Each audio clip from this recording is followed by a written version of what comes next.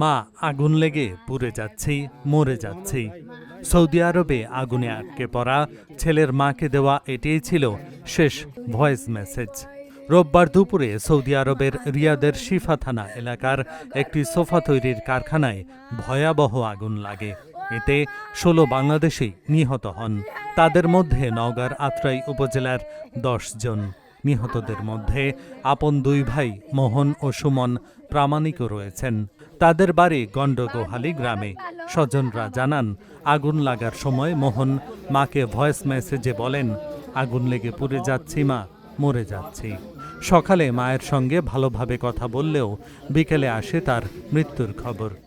মোহন ও সুমনের স্বপ্ন ছিল ঋণ শোধ করে দেশে ফিরে বিয়ে ও সংসার করা। সুমন ৭ বছর এবং মোহন ২ বছর ধরে সৌদি আরবে ছিলেন। একদিনের জন্য ছুটিতে বাড়ি আসেননি তারা। এই ঘটনায় আত্রাই জুড়ে নেমে এসেছে শোকের ছায়া। বড়টা হলো 7 বছর, 8 বছর করেছে, ছোটটা 2 বছর। ও বাবারো কি কম আল্লাহ রে, দশ জিনিস।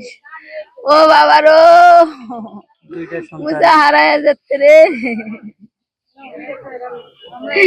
ওরে দয়ের বাবা মোহন রে, দয়ের বাবা তুই 7 বছর নিয়ে আসিস নি রে বাবা।